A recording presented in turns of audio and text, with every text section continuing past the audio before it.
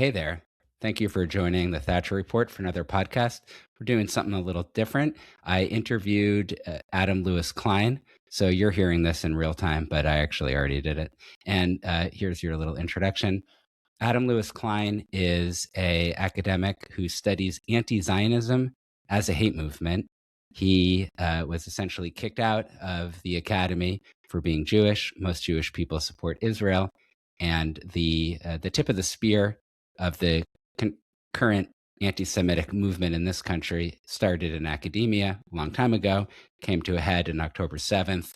Then it joined forces with the media, the mainstream media, and the Democratic Party. We see what's happening now with our politics. So this guy has been thinking about it for a long time and really wanted to create a discourse, fancy way of saying academic thinking about anti-Zionism. What's going on? Why is there this crazy anti-Zionism? Forget about the hair splitting as anti-Zionism, anti-Semitism. It's all kind of ridiculous. It's obviously about Jewish people having a tiny sliver of land as if that's some gigantic problem. And I've talked to Adam a couple of times. He's come to my home for Thatcher Report salons. They've been very well attended. He has a really interesting take on this. So I think you're going to like our talk, and stay tuned. We haven't talked in a little while. I'm kind of curious what's new for you, what you've been thinking about lately. Yeah, I mean, I think at this point we've seen the normalization of anti-Zionism to such a degree that it's hard not to notice that many of our institutions are almost completely captured. And what I think's been really striking is to see the way they doubled down, right? We saw it with the Nicholas Kristof dog rape libel, and how the New York Times responded to all that criticism. They just doubled down. They offered no corrections. They said, we stand by this. And we're seeing this in lots of other institutions. So the Jason Arty case, which is not directly related to anti-Zionism, but I think it's connected to this overall institutional collapse. We saw many academics, we saw Cambridge, we saw University of Ghent in Belgium, doubling down on the notion that there was nothing wrong, there was nothing going on with Jason Arty, with his plagiarism. There were no real systemic problems in academia. And just today, we saw there was a new piece in the Free Press, more on the starvation libel. Right. Israel, which is a key component of the genocide libel, because intentional starvation is often an index of genocide. So they also really need to get the starvation libel in for the genocide libel. And we're seeing more news about basically the current malnutrition rates are some of the lowest in the region. Yeah. But the obesity rates are climbing. So there you go. Obesity, the IPC clearly was using unusual, if not contradictory, metrics in trying to determine the famine. So it'll be interesting to see what happens there. I think there's going to continue to be a doubling down. So it's all about when are we going to reach that inflection point where there can actually be a serious reckoning, both with anti-Zionism and also with the broader kind of anti-colonial zeitgeist that has just destroyed so many Western institutions now. Do you think that there's been kind of a dovetailing with this anti-colonial zeitgeist and anti-Zionism because of October 7th? Is it kind of like a perfect storm? It seems like these left-wing institutions, the mainstream media, academia, they've been talking about this subject for decades. Then October 7th happens, and it seems like it kind of exploded into a manifestation of anti-Zionism. Do you think I'm understanding it at a macro level? Yeah, I do. I mean, I think anti-Zionism has energized anti-colonialism. Anti-colonialism has energized anti-Zionism. I think they're closely related phenomena. I kind of see it as the micro and the macro. Right. So anti-Zionism is kind of what this macro ideology of anti-colonialism, which tries to sort of encompass all global human conflicts in the world today within this binary of the oppressed and the oppressor, the white colonizer, the non-white indigenous victim. Zineb Ribua calls this third worldism. It's a kind of unifying cosmology of the lefts today. And then anti-Zionism is the micro. It's where you see all of that condensed in one symbol, right? In one relationship between the evil white colonial Zionists and the indigenous Arab Muslim victims. And then you even see it in the slogans of anti-Zionism, right? It's all about globalize, universalize this struggle against Zionism so it appears everywhere. So everything that's evil can be encapsulated in the Zionist. Everything bad about Western colonialism, racism, and genocide appears in the Zionist. And so it is this globalized hate movement that puts hatred of Israel at its center. Yeah, well said. I was a college student in the 90s and a graduate student in the mid 90s. I was really surprised by the anti-Zionist movement that came out of the university, but now it seems unsurprising now that I've kind of understood the track record. That kicked me out of the equation of the kind of mainstream liberal Jewish kind of life experience, because I recognized that this type of anti-colonial thinking, third worldism, now was targeting me personally and my family and friends and our people. So that ejected me from that entire framework. But when you're talking about the institutions are just still currently doubling down, I'm not seeing any sense of tshuva, of reflection or insight from Cambridge University or any similar institutions. I feel like Jews have been kind of kicked out of the equation. And so we're noticing it and some of us are calling ourselves politically homeless, but no one else really. Yeah, I think what's so stunning is how long anti-Zionism was allowed to fester in these institutions with virtually no pushback until they'd captured them completely. Right? There was very little attempt once anti-Zionism, for example, started showing itself in the NGO world, right? With the Durban Conference, basically the Durban Conference in South Africa, it was this conference where they kind of really resuscitated a lot of the Soviet anti-Zionist libels of Israel as an apartheid state of Zionism, as racism.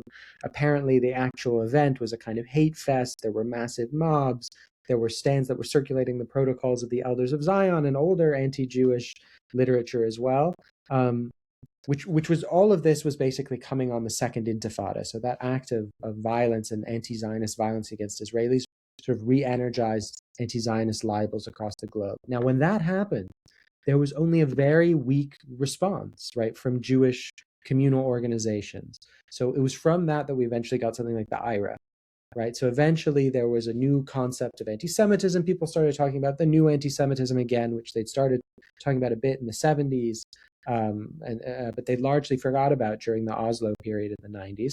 People started talking about that again, and then there was an attempt to say, there's anti-Semitism can be at play in criticism of Israel, and how do you distinguish criticism of Israel from anti-Semitism?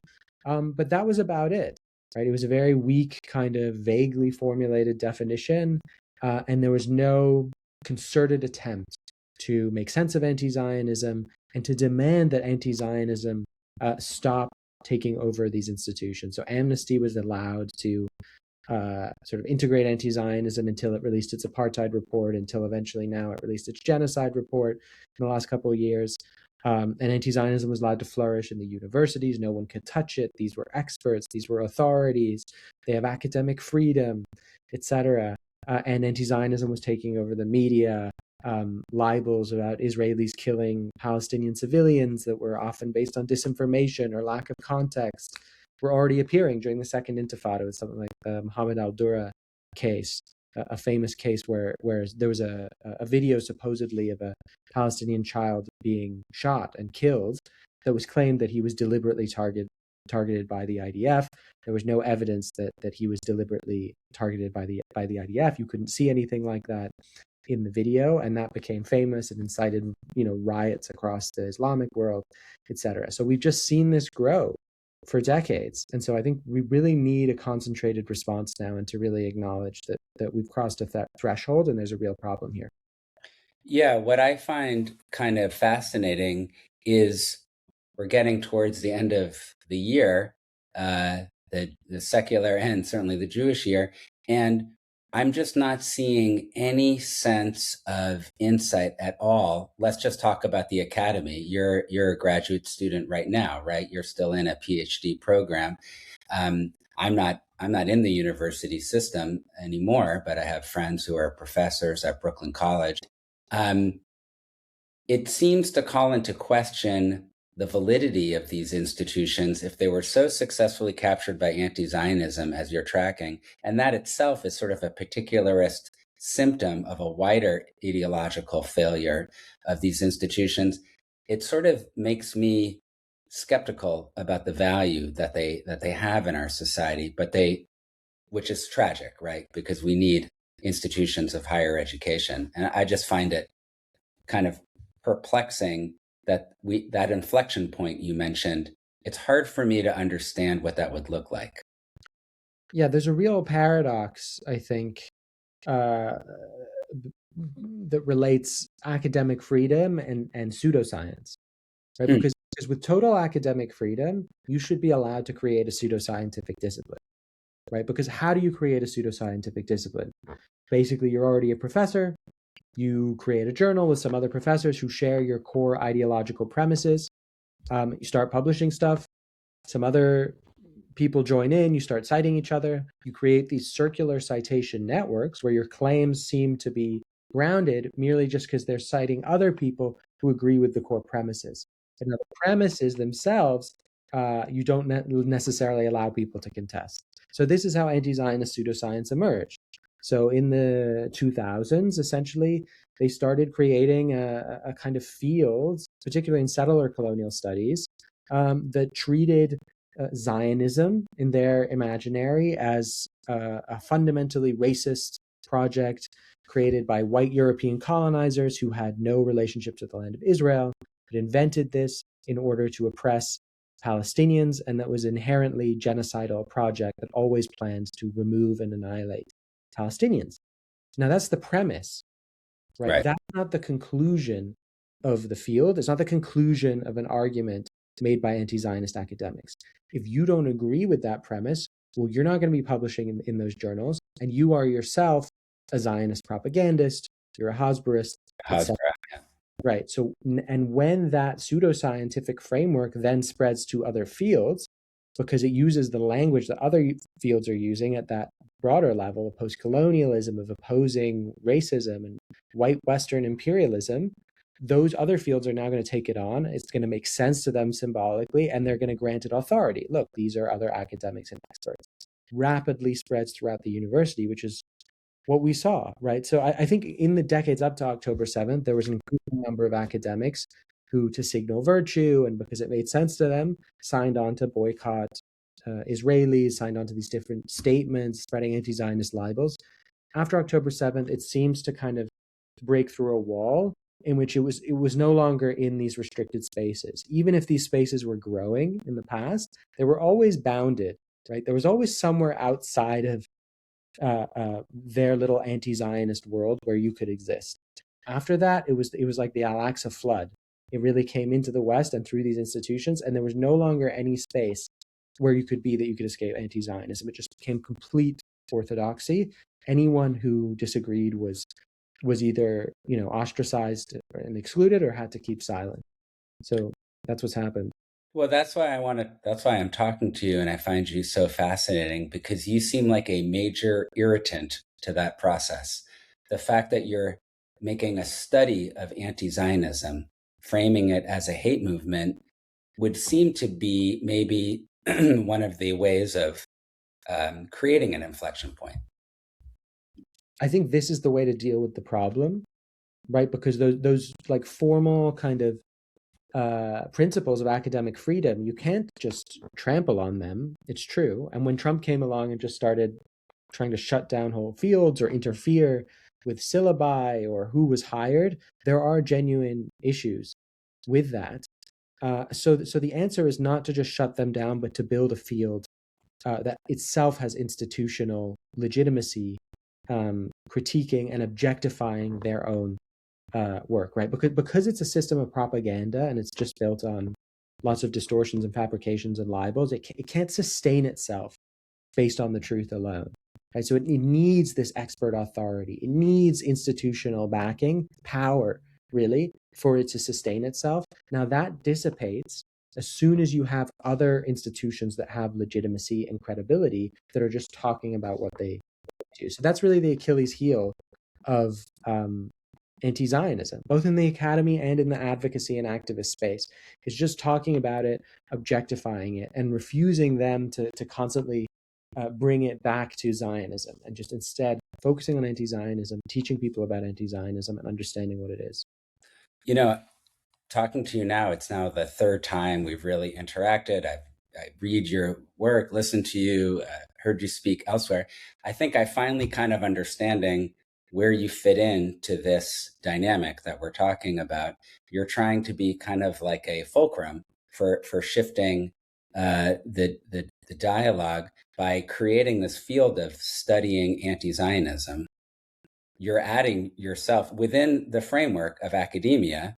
You're saying, okay, so let's start this journal and this corpus of knowledge and let's think about it this way. And then in theory, if I'm getting it right, you'll have to be considered. You'll be presenting papers and you'll be writing in not like a popular podcast only or in the Wall Street Journal or the Atlantic where you've been published recently, but also in an academic setting. And that in theory, that should kind of complicate some of the truly anti-Zionist messaging and that kind of thinking.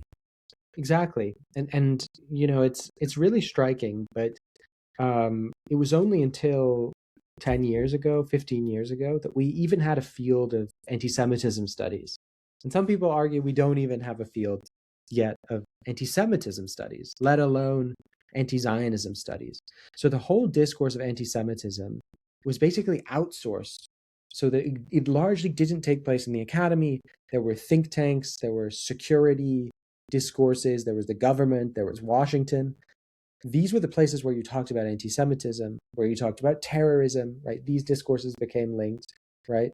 But actually discussing the history and dynamics of both classical anti-Semitism and anti-Zionism didn't become a super robust and developed discourse within the academy. And so when it came time for them to capture the academy and make it all about anti-Zionism, they had all the credibility, almost no resistance on their side. Yeah, and then of course, crucial to this is to understand that they deliberately try and discredit and downgrade the credibility of anyone who disagrees with them. That's really important. There's calling you a Zionist propagandist. You're paid by Israel. You're a Hasbarist. They also say you're right wing. You're Trumpian, right? Which are low status symbols, right, in the world of academia. To be right wing, to be Trumpian, even if you're not right wing or Trumpian, right? These are stereotypes. Branded, yeah, they're brandings, they're stereotypes, and they're ways of downgrading your credibility. But it's based just on prejudice and on bigotry. But the Jewish community has been very evasive, very inward, and has not developed the infrastructure that it really needs. And so that's what we have to do rapidly. So how is it going for you now in this effort? We're facing a new school year right now. I know you're in a PhD program in McGill, I believe, in Montreal. How is it going in this new emerging field that you're one of the key leaders of? In the field of studying anti-Zionism as a hate movement. Yeah, I mean, it's going well. So I was recently at the Cambridge summer seminar run by ISGAP, the Institute for the Study of Global Anti-Semitism and Policy, and they're very interested in developing this work, this field of anti-Zionism studies, thinking about both anti-Semitism and anti-Zionism as bigotries and as ideologies that one can study. So there is movement there. There's the Institute for the Critical Study of Anti-Zionism that philosophy professor Andrew Pessin, who's at Connecticut College, has started. And then, of course, there's the more kind of popular education initiatives. There's Center for Anti-Zionism Education. So there's also a broader social movement, the movement against anti-Zionism that I founded that you know about. But more institutional support would be important, right? We're still waiting for the Jewish legacy organizations to get on the bandwagon, right? I think more and more of the Jewish community is realizing that law, policy, and education on anti-Zionism is the solution for what we are facing, because we've tried calling these people anti-Semites.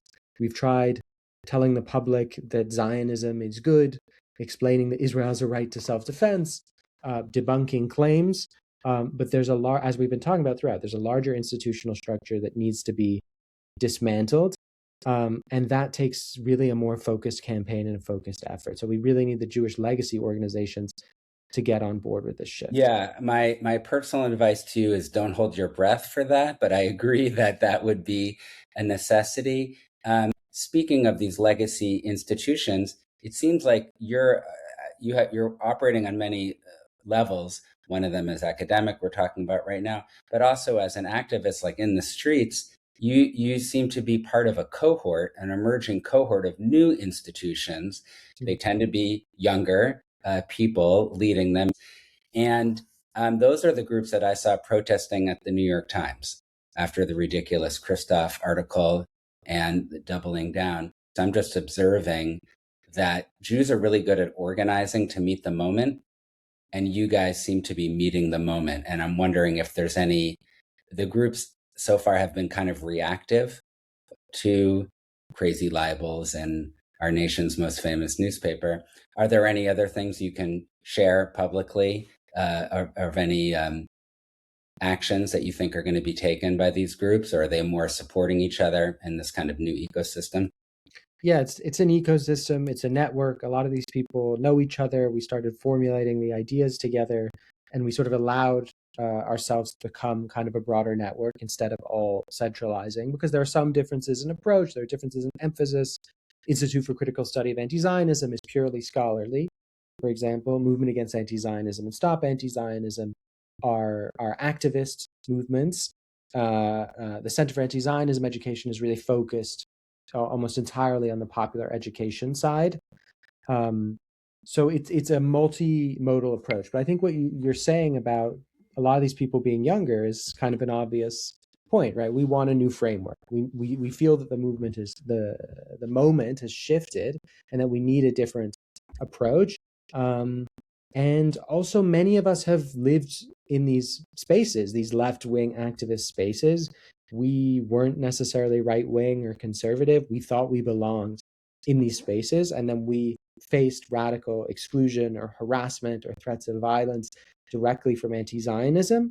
And then we saw that our existing institutions and frameworks could almost not recognize that even existed. So even if it was not intentional and there wasn't necessarily ill will, many of us have felt kind of gaslighted a little bit by these institutions because of the framework they're using and the lenses through which they're seeing what's happening. So they only see classical anti-Semitism. They only, when the kind of data they gather, the ADL, for example, or the kind of polls they do, or the focus groups they do, right, are about things like, to what degree do you think Jews have too much power in this country? Right. This is just an example, right? That is a classic anti-Semitic trope, right? So I was never told, in my experience in McGill and in other kind of left-wing academic networks, that Jews had too much power in the United States. Maybe there were subtle implications of that, and there are implications of that behind certain anti-Zionist claims. But I was told I was a white colonizer who supported genocide and murdering Palestinian children. And that I lied about anti-Semitism, right? So these were the kinds of, and I was a false victim. I was a fake victim. So these were the kinds of abusive claims that were levied at me that aren't intelligible in the frameworks that they're using. So then I think many of these people have to almost deny that it's happening. But we have this lived experience, and so we are doing this not for fun, but out of necessity, because we've lived it and we know it's a real problem. Right, and there's a vacuum because the Jewish establishment institutions aren't being responsive for the reasons you suggest, but yet there's a problem on the ground, and you have to react to it. It's somewhat ironic that you're using left-wing organizational tactics that I also grew up with for street theater and pop-up protests and now in social media.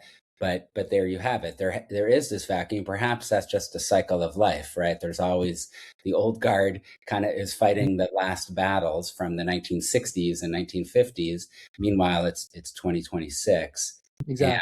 And the problems are now. It strikes me that in the film One Battle After Another, the bad guy are these kind of white racists in an office complex and with police. And really, maybe a more telling framing of that kind of popular narrative would be perhaps it's the filmmaker making the movie that's the bad guy. The crafter of the narratives deserves interrogation, but of course, we're never going to see that. But it's inspiring that you're a part of this new cohort. Do you see, if you're locating anti-Zionism that's been building for decades and now coming to this kind of roar, this flood, if you see it as part of a larger rubric of kind of left-wing uh, anti-colonialism, which I think is just another way of talking about identity politics and kind of putting people into groups that are then have been reduced to these very absurd binaries of oppressor versus marginalized. Do you think that there are opportunities for us to find allies so who are also want to push against this wider narrative but maybe aren't Jewish? For example, like you're focusing on anti-Zionism studies to describe it as a hate movement, but it's sort of symptomatic of this larger problem in left-wing culture and left-wing theory that I think could maybe have other allies. Like it always strikes me that a lot of the way that the elite narratives talk about race aren't particularly helpful to Black people, but they tell themselves they are, and then they kind of force these kind of paradigms on them. And I just wonder, have you had any interactions with other academics who are also catching on to this problem, but not necessarily from an Israel or Jewish peoplehood perspective? Yeah, that's why I think studying anti-Zionism and criticizing anti-colonialism. And I'll say too, something I often say about anti-Zionism and being against anti-Zionism is not the same as advocating for Zionism, right? You can be a Zionist, but it's not identical, right? Being Right. against anti-Zionism is not identical to being a Zionist, whatever that means. I think the same thing would be the case now for understanding anti-colonialism as a fundamentally harmful and destructive ideology. It's not necessarily supporting colonialism, but I think we can say that anti-colonialism has sort of crystallized as almost its own independent ideology from colonialism itself. I mean, in a lot of parts of the world, right, European colonialism has completely receded. We're dealing more with Russian expansionism or Chinese economic dominance in Africa, or Iranian kind of influence throughout the Middle East, is Islamist caliphatism that wants to create a global caliphate. These are imperial, you can even say colonial in some cases, um, ideologies that are almost all justified through some kind of anti-colonialism, right? Some kind of anti-Westernism, a similar kind of grievance politics. And so anti-colonialism, I think, can be kind of identified and criticized in its own terms. And we can ask whether anti-colonialism has not caused, almost as much suffering, destruction, atrocities, wars, genocides, as European colonialism itself. And I think if we can hone in on that and actually make that an object of study, it might give the academy some new fuel, right, to come up with some new ideas, a new sort of more healthy perspective. Because right now, the problem is that anti-colonialism is just completely encompassing. As someone who was in the academy, who technically still is, right, every single thing you said had to be justified in those terms, right? The West is sort of axiomatically bad, right? To make a claim that's valuable in the academy was to show how the West was bad in some way and how you were promoting some kind of good alternative to Western colonialism, right? Through indigenous peoples or through, liberation struggles or whatever. It's just completely axiomatic. I feel like many people in the academy might not even know exactly how to approach material not through this frame. So we need new frameworks. And I think isolating anti-colonialism might sort of shake up the space a little bit. Yeah, that's fascinating. It does seem like that would be a great opportunity to also uh, push towards this inflection point where there are more academic voices critiquing. I run a small business. Uh, it seems completely insane to have this concept of decolonization. The whole thing seems to be talking about this kind of fantasy of maybe from the 19th century and not at all relevant to the struggles today, like you're saying with China or North Korea or nuclear weapons in Iran or something, which pose a major danger, or even like the understanding about the Arab Spring. The entire framework in my world as a liberal, quote unquote, white, educated person was that it was a spring from the language of the Cold War era, World War II, meaning that there would be a thaw and a coming democracy movement. And that wasn't what was, and that might have been happening a little bit here or there in Egypt with this one guy who worked at Google. But by and large, it was like an Islamist movement that was critiquing secular dictatorships. But that whole understanding was not present in from something as important as the presidential administration, which was Obama at the time, to academic and the media. So if there was a critique of anti-colonialism, that could maybe give opportunities to say, hey guys, maybe something else is happening here. 100% agree. And I think the Islamism issue is a really big one, because obviously Islamism has become immensely influential in so many parts of the world. There are documented Islamist kind of plans or projects to infiltrate Western democracies, to use Western democratic norms against themselves, until they basically collapse over time of their own accord, and to slowly and gradually Islamize a society. And often they place what they call Palestine, which really means the anti-Zionist ideal of the elimination of Israel, at the center of their conception of Islam, of the global Arabic people and Islamic Ummah in total. And it's been very hard to even talk about this, right? Because even the term Islamism is not really ideal. It sounds almost like it's the same as Islam. Right. So it becomes kind of a way to attack Islam, often without being Islamophobic, almost like there's a way of attacking Judaism by saying you're attacking Zionism. Right? Oh, I'm not against Jews, I'm just against Zionists. I'm not against Islam, I'm just against Islamists. There is actually a little bit of an analogy there. But of course, we need to be able to talk about Islamism, the notion that the world should be a global caliphate, and that, it's okay to subvert Western democracies from within. One way I think we can get more traction without it immediately becoming embroiled in the Islamophobia issue is through honing in on anti-Zionism, through honing in on anti-colonialism, right? The other elements of Islamist ideology that make it toxic, that go beyond Islam itself. Right? You can point out that it's a certain interpretation of Islam, and that is all true. But I think even further, it really comes from a toxic mix of many different elements. I'm sort of a political junkie, so I have my nose close to domestic American politics. Kathy Hochul, the governor of New York, recently very gently criticized Zohran Mamdani first by saying, less talk about Israel, more talk about New York City, as the most softest, gentlest way of saying this anti-Zionism is not good. I don't know if we're going to see that with the senatorial campaign in Michigan with Abdullah Saeed, who is very, very focused on anti-Zionism. And that's, he has a lot of other policy proposals, but that really seems to be where he hangs his hat with the anti-AIPAC kind of talk. It's hard for me to see whatever you want to call Islamism, and I agree that maybe there needs to be a better term. 20 years ago, there was Islamofascism that lasted about 6 months, and then that term went away. But whatever the term is, it seems really clear that there's something happening to the Democratic Party where there are more and more Muslim politicians running for office who seem to be basing a lot of their validation on anti-Zionism. And of course, there are many more non-Muslim political candidates doing the exact same thing, but you're not seeing that on the right. You're not seeing Muslim Republican candidates, at least I'm not seeing, or they don't get any press attention, who are, not at all interested in Israel. They don't care. They're talking about potholes and taxes or things like that. Yeah, definitely. And I think it goes back to the use of the term, right? You sometimes see this term Islamist thrown around a bit sloppily, right? So Zohran Mamdani will be called an Islamist. Right, but he's not exactly precise. secular. He is he's a progressive anti-Zionist, and he is part of the Red-Green Alliance, right? So he's an anti-colonialist or a third worldist, and he's an anti-Zionist.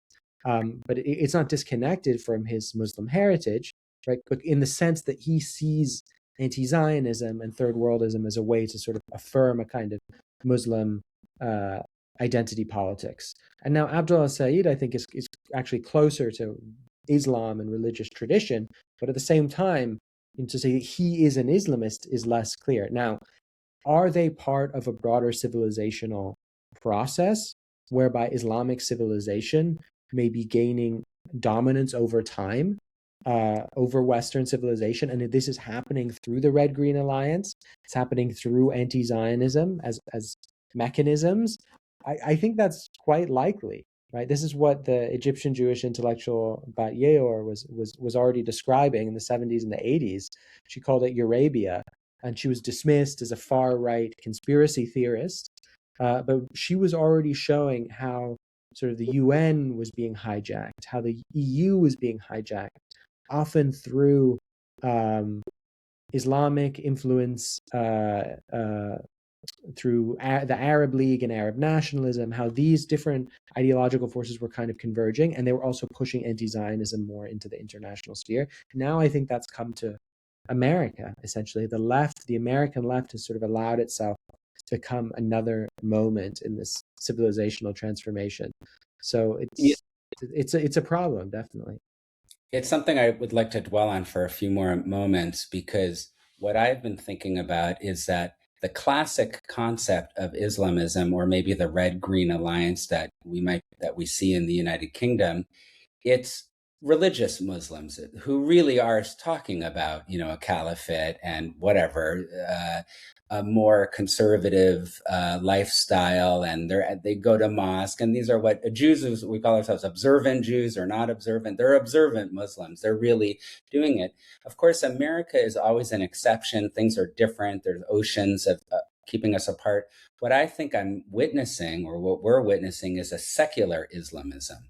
And that would be more accurate term, even not great, but to describe someone like Mamdani, who is not necessarily a mosque-going, only eats halal food, what we would think of as like a Mahmir Orthodox Jew. Certainly, they're finding a home in the Democratic Party, which is kind of more of the secular party.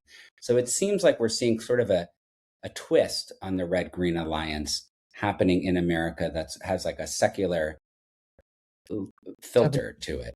Definitely. I think you're right about that identity politics, because that became obviously a core part of the Democratic Party, and then identity politics became globalized as third worldism. Right? So that the Democratic Party almost takes on these kind of self-destructive, anti-Western, anti-colonial positions, which it views now as extensions of racial justice, of egalitarian politics. And it's through that now that the Democratic Party is struggling to even articulate sort of what it means to be like a liberal American left party, the liberal American left party, without these anti-colonial frameworks, right? So the very notion of just a normal American liberal party, which existed in the past, committed to liberalism, committed to a basic affirmation of Western civilization, of freedom, of capitalism, etc., has now disappeared. And I think that's why the Democrats are so lost. They need a new kind of ideological vision. Well said. I bang my head against this brick wall next to me all the time, trying to think about what is the Democratic Party, if from the framework of a classic or like contemporary liberalism. Like, what does it even stand for anymore? Is America good or bad? The land acknowledgements are so easy to laugh at a couple of years ago, but I think they're really telling. Like, people feel bad about just being here. It's sort of like the scaffolding of our entire civilization in America is rickety and problematic. And so it kind of begs the question, okay, so then what do we replace it with? And what I'm noticing is that the DSA and DSA affiliated politicians, Democratic politicians, seem like they really have the wind in their sails. A lot of them, not all of them, but a lot of them are younger. They're savvy. They're kind of meeting the moment. And they seem to have a really good way of articulating this kind of anti-Western, decolonialism, anti-Zionist project. To me, as an older person, that seems like suicide for the Democratic Party. Democratic Party is not going to go away anytime soon. They're half the country. I'm just kind of curious what your thoughts are as somebody who started on more in the far left and is probably still dedicated to a lot of the values that animated you as a teenager. I don't know that the core values change. It's just more about how we manifest them. I would love to hear your thoughts about what you think is happening to the Democratic Party and how maybe Jews can respond to it. Yeah, I think also the normalization of these anti-Zionist libels has become a huge problem, and the lack of any counter language to anti-Zionism. So when you look at the genocide libel, for example, which became a litmus test in the Democratic Party, right? There's no language right now for Democrats who are uncomfortable with the genocide libel to even reject it, right? Because all they can say is, "Oh, it's not a genocide." Right? That has no symbolic power, right? And it's not even clear what you're articulating, right? It's not a genocide. Okay, well, what is it? What has happened, right? Make sense of the whole Israel-Gaza situation, make sense of this hate movement, this explosion of Israel derangement syndrome, of obsession with Israel, of anti-Zionism, right? But the Democrats who are on that side don't have that language, so they're just silent, right? And then so they're allowing the anti-Zionists who are using the genocide libel um, as a litmus test to basically bully people, right? They have the rhetorical floor right now until a language emerges that can clearly push back on it, can clearly objectify anti-Zionism, anti-colonialism, and can do so from a position that looks at least left-coded in some ways. You know, maybe it will be slightly more to the right, but it can still be left-coded. It's still based in liberal values, right? And I think, again, you know, anti-Zionism discourse is really key here, because the point is to show that anti-Zionism is itself, you know, a discriminatory phenomenon. It harms a minority group, right? So if someone cares about minorities, someone should actually oppose anti-Zionism, and anti-Zionism is also harming Palestinians. So that's the key message, I think, that could really empower sort of so-called pro-Israel Democrats right now, if they had that language. I just had a little anecdote from my synagogue, which is in Brooklyn, a liberal modern Orthodox synagogue. Uh, our rabbi, Rabbi John Leaner, was one of the rabbis that spoke with Mamdani a couple of weeks ago, and we had a little discussion with it during Kiddush, after Kiddush, and my question to the rabbi was, well, I think anti-Zionism is a hate movement. So what are we going to do when Mamdani makes another anti-Zionist statement? And the rabbi wisely said, "Is that's probably going to happen, and we'll evaluate then." And I don't want to put any words in his mouth, but I saw a bunch of people in the room kind of looked at me, and they're like, "Oh, yeah, maybe anti-Zionism is a hate movement." And it was kind of a imaginary hat tip to Adam-Louis Klein for for coming up with this framework, which I think has been very, very helpful as we kind of face this. My last question to you is maybe a little personal, but I'm curious about how your focus on anti-Zionism, how that impacts your own identity as someone who used to be on the left, now you use the past tense. Um, what has it been like for you as you kind of think of yourself as a person moving through this world to consider these frameworks? Yeah, I think the striking thing has been to see the liberal Jewish community, which I grew up in, really struggle to grasp what's going on. I think the liberal Jewish community is a sort of the confluence of two problems. One is the general kind of inwardness and ghettoization of the Jewish community sometimes. And the other is, of course, that you know, anti-Zionism is coming from the left, and they tend to be aligned with the left. So they almost don't seem to see that this left-wing anti-Zionism is a hate movement against them that's coming from the outside. They say, well, I'm against Netanyahu or whatever, or I don't like the direction that Israel is going, or I feel excluded from what Israel is becoming. And then they conflate, David Ingber, who's a liberal rabbi, the founder of Roma, who's also talked about this. They conflate the sort of internal discussion within the Jewish community and internal debates within the Jewish community with this external anti-Zionist hate movement. But it creates a very strange effect where they seem almost completely unable to understand what's going on. And I also think there's kind of this whole flirting with the notion that we could separate ourselves from Israel, that just because Israel becomes a more traditional religious country, that means we have a right to, or we should just kind of push Israel to the side. I think is just really misguided.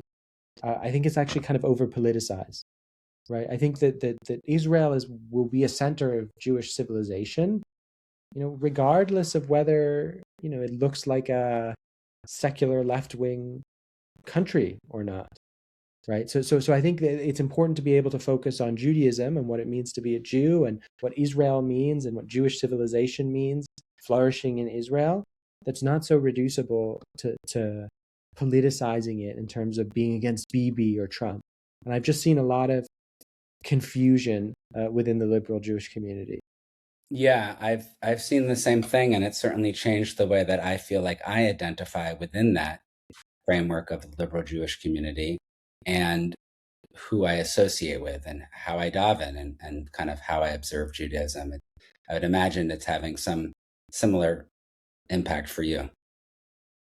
Yeah, I'm drawn to a more traditional Judaism, and one thing that I've been doing is, I've been studying religious Zionism and the theology of Gush Emunim and Rav Kook and more contemporary religious Zionists like Eliezer Melamed. So Rav Eliezer Melamed, virtually no one in America even knows who he is. I've never heard of him. You want to give us a little a headline? Yeah, so he's written this entire compendium of halacha of Jewish law that is like a textbook. That's one of the most widely read compendiums of Jewish law in Israel. They teach it in sort of religious Zionist high schools, and it's very popular. And he's very well known in Israel. And he's quite pluralist for a kind of Israeli Orthodox rabbi. He talks to Reform and conservative rabbis, and he gets flack from the more more conservative rabbis than he is. But so he's an important rabbi in Israel. This is a very important compendium of Jewish law that explains lots of themes also about the land of Israel, what Zionism is, etc. And virtually no one knows who he is. So I find that the liberal Jewish relationship to religious Zionism, what they see is this right-wing fundamentalist movement, right, or the Messianic Gush Emunim movement, the settler movement, is often, again, it's like politicized, right? There isn't a deep engagement with the theology, which is quite compelling. It's a compelling theology, and there just isn't really an understanding. So Melamed is modern Orthodox. He would be classified that way within the United States in the sense that he believes that science is important and Sure. that broader secular culture and knowledge is important. Right? He's not really like a radical sort of ghettoized fundamentalist. Right. But again, the liberal Jewish community is just, I don't think it's really even thinking with what's happening in Israel. And I think that's really the disastrous thing, is not to engage with the kind of Judaism and Jewish thought that's actually coming out of Israel. I think that liberal Judaism is at an inflection point, and it's either tragic or it's an opportunity for new ways of being. All right, I want to thank you for your time. So I want to wish you a Shana Tova. And I hope your child is doing great and your family is doing great. And I look forward to talking to you soon. Okay, you as well, Zachary. It was a pleasure.